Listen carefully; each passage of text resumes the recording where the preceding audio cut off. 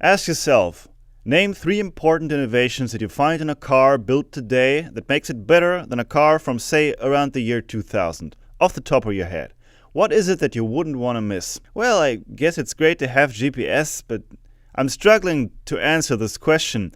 I can only speak for myself, but maybe ask yourself once in a while whether most of the innovations we see around us are fundamental improvements of our lives or rather mere gadgets. In my impression, many people still have an unquestioned belief in progress and take it as a given that everything new must be superior. But imagine for a moment you were an archaeologist living in the future, studying the quality and materials of what we make today as opposed to what we used to have around us some decades ago, and then tell me if you would come to the conclusion that we clearly progressed as a civilization.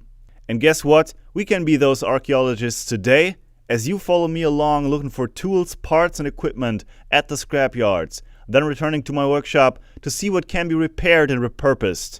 So I'd say, let's see what we can find here today then. An old drill stand.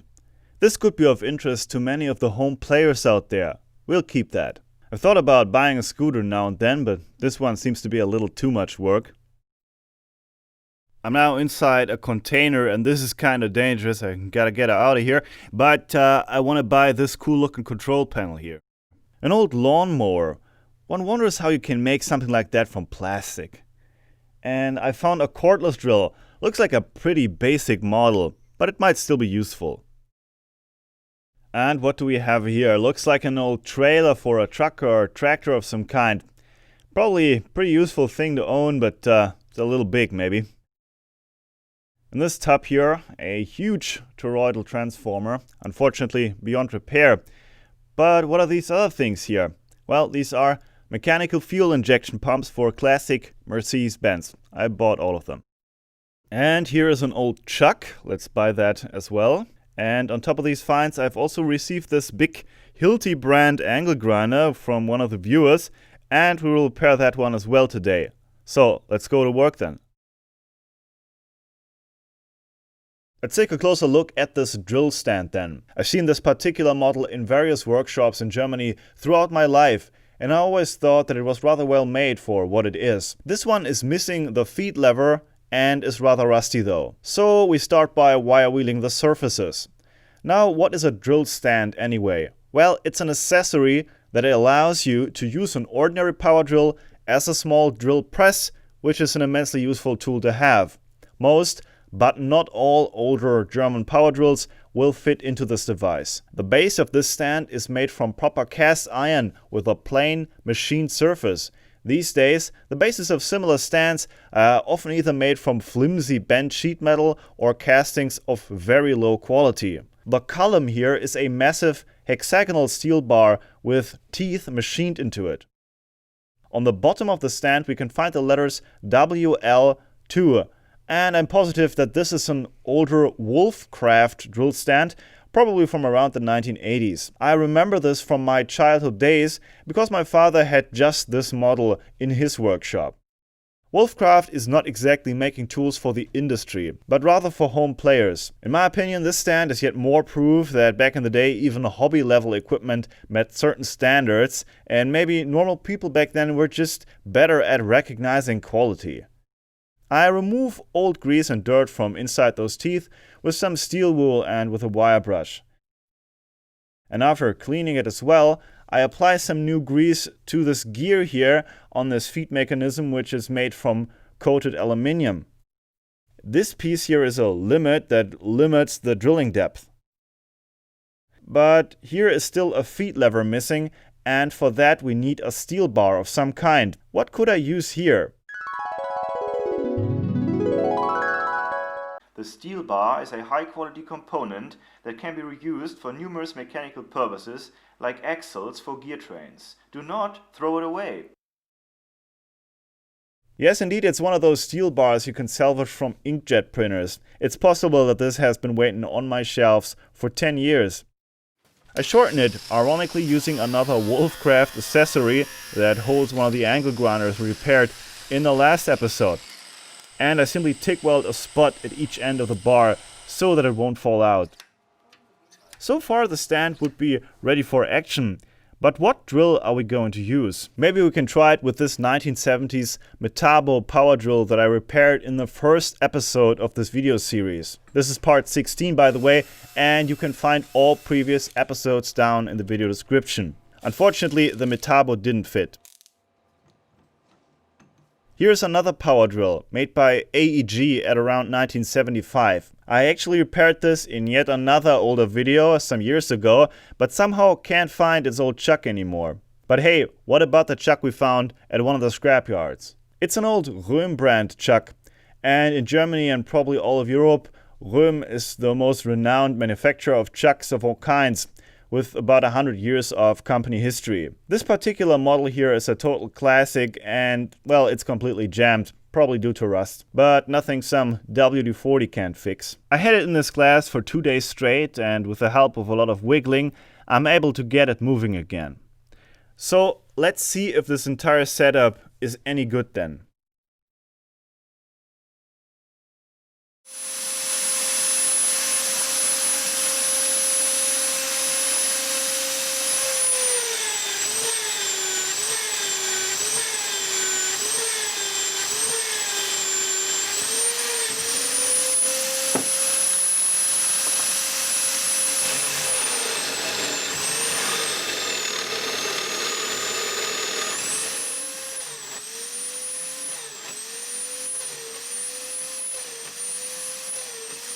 Now, as the proud owner of 2 restored professional drill presses, I don't necessarily need this one, but if you have no drill press, here's a way to get something very useful for a little money.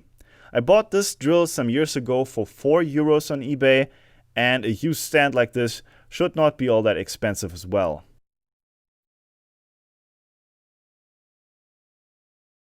Okay, let's move on to that control panel then. Whatever the machine once did that this panel was part of, it certainly was industrial grade machinery of the highest quality. The nameplate is that of Miele, the well-known German manufacturer of washing machines and other household equipment. Here in Germany, many regard the washing machines of this brand as the best there are. On my channel, I have made various videos covering the reuse of motors that I have salvaged from those machines. That is about to return, by the way. But for now, let's look inside this cool looking enclosure and see what's there to salvage and repurpose. We start by detaching it from this massive steel plate because it's all bent out of shape. The enclosure is made from thick-walled cast aluminium, and the control elements on the front panel are of the highest quality. But what's inside? Well, some very neatly made wire harnesses connecting all the buttons and indicators to these screw clamps deeper down in the box. Attached to these PCBs here are red 7-segment displays. It all looks so well made that it kinda hurts to pull it apart. But in this layout, it's simply a little too crowded in here for what I have in mind for this enclosure. So I start to disassemble this unit, and I begin by removing all the wires and then the clamps. On the panel we find signal buttons that act like push buttons, plus an integrated lamp, while others are just indicator lights. A third kind are rotary buttons of sorts. They act more like buttons than switches, but work in 2 different directions. And this is how they can be disassembled. The buttons, signal lamps and other parts here are modular in nature and are interchangeable between the different types here. All buttons can be customized, so to speak. And here you can see how one of these rotary buttons or switches is put back together. These 2 modules are the actual electric buttons.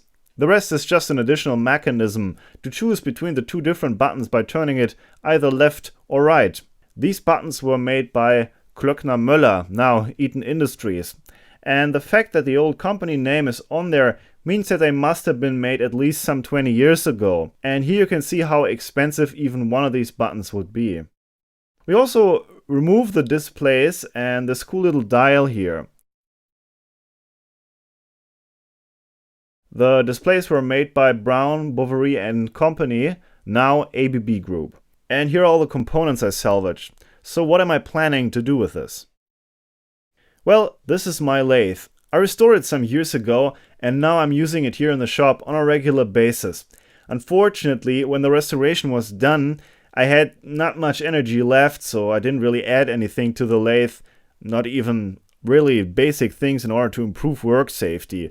I didn't even add a switch. It has just a power cord. I mean, come on. So what I want to do is to add a panel with electric controls next to the lathe so that I can turn it on and off and then add speed control and all sorts of electronic upgrades.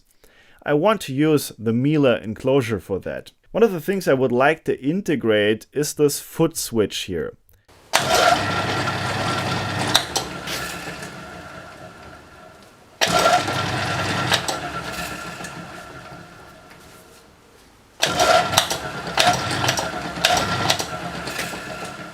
The switch, like seemingly all foot-activated switches I could find, are simply push-button ones that will only be on as long as you push it.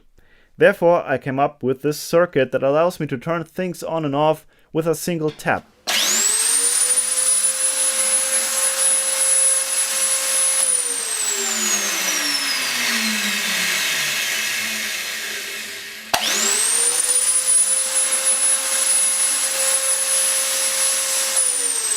But these electronics still need a protective enclosure as well. Maybe I can integrate this into the old Miele control unit. But I also want to reuse the old buttons as well and use them as switches, turning mains powered loads on and off, and I want to connect the buttons to an Arduino Uno.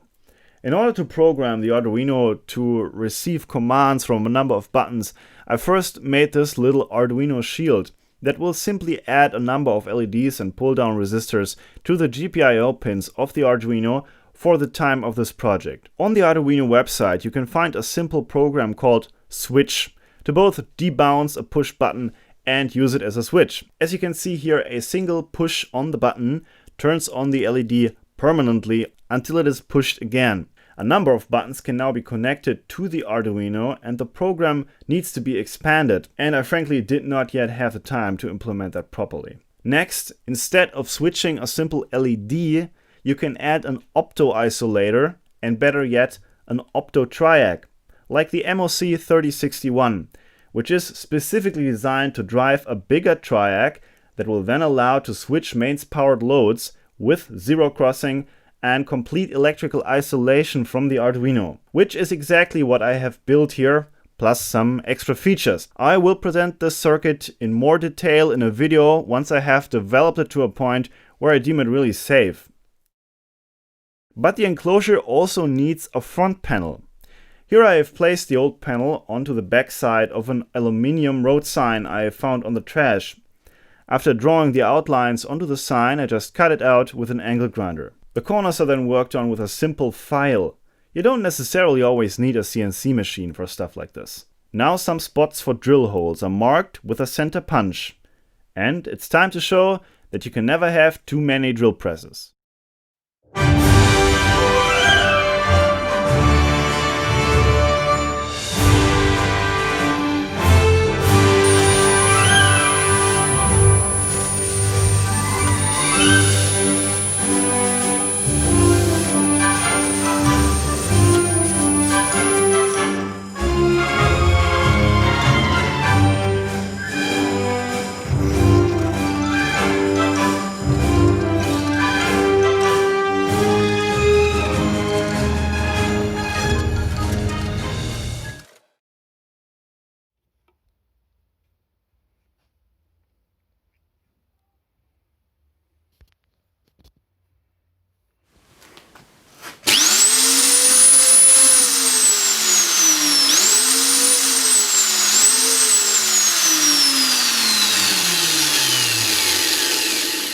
So that's what the box looks like right now, and I have left some space in case I want to add other features later on. I will probably build some kind of tower with the enclosure on it next to my lathe, like this.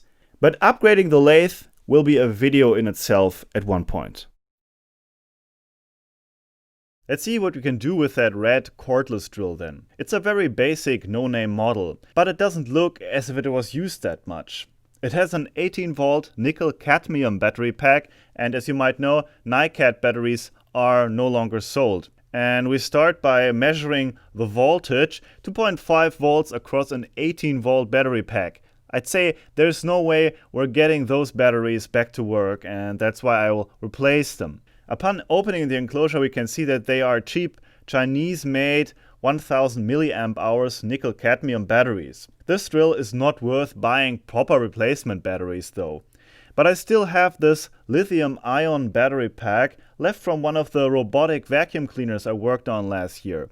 It only has a nominal voltage of 14.4 volts, but it has seen almost no use and has no purpose anymore. I'm gluing the battery pack to the inside of the enclosure with MS polymer. The electrician's tape is just there to hold it in place until the polymer has dried. In the meantime, I'm charging the batteries with a universal charger and the enclosure is closed again.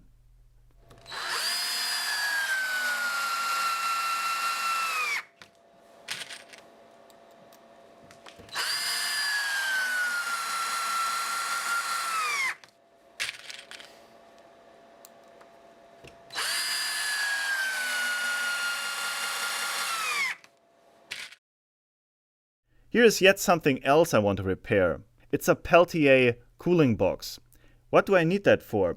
Well, I bought this old caravan together with my girlfriend and we're restoring it at the moment. In the beginning of August we want to go on vacation in Mecklenburg in the north of Germany.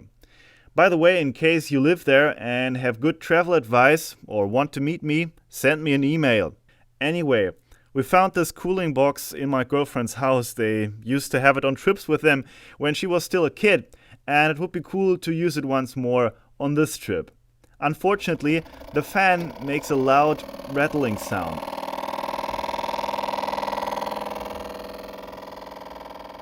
Upon removing this yellow top cover, we find this white fan here. It is somehow bent and also powered by a brushed DC motor. No wonder it's terribly loud. Here are some fans I bought for a few bucks some years ago. I opened one of them and cut back on parts of the housing to make it fit inside the cooling box. And I used some MS polymer, once again, to glue it in place. Why does it need a fan anyway? Well, the Peltier element or device is supposed to cool the inside of the box. And there are two heat sinks on the device. On the bottom side, the Peltier device draws heat from the surrounding air. It gets cold, but at the same time, it releases heat on its upper side, and that heat needs to be transported off, and that's what this fan is for. The new fan works with a brushless motor and is both quieter and more powerful.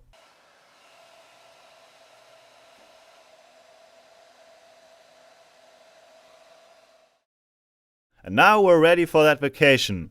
Well, only that a million things on that caravan still need work. More about that in another video. But there is still that Hilti ankle grinder. It was sent to me by Max from Berlin. You met him in my video about inventors in Berlin I made some years ago, and he recently sent me a number of cool things he found on the trash. This beast was among them. If you switch it on, nothing happens though. I have already taken it apart and I'm removing all the non-essentials here. I'm checking the brushes first and they look okay and have some material left. Next, I'm disconnecting the switch from the machine and take a closer look. It has 4 connections and works in 2 steps. Why? Well, see this component here? That's a power resistor connected in series with the motor. It is supposed to limit the starting current when the motor is turned on. The switch module then actually contains 2 switches. One is connecting motor and resistor to the mains, and then the second switch shorts out the resistor when the switch is pushed all the way down. It often works like that in big angle grinders because otherwise your circuit breakers might trip when you turn that angle grinder on. And I have now connected the motor directly to the isolation transformer.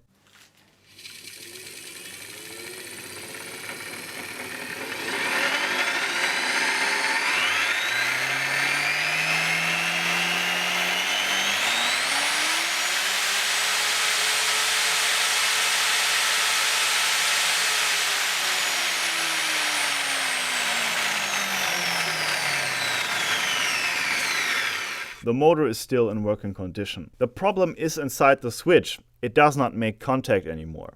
I opened it up but was unable to properly repair it. It also had a date code from 1991. Fortunately though, I was able to obtain this replacement switch for about 10 euros. It looks a little different and has a different layout. So I had to remove the old connector and change the layout. After that, everything was put back together. What a beast.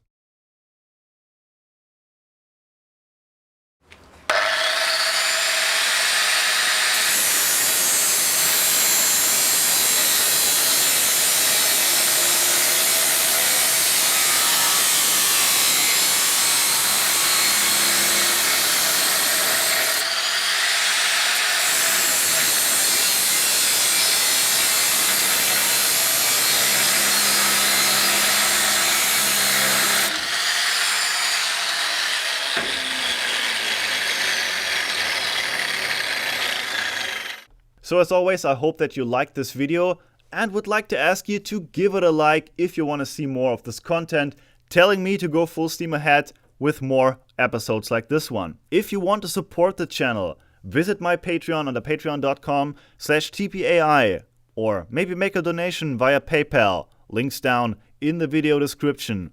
See you soon.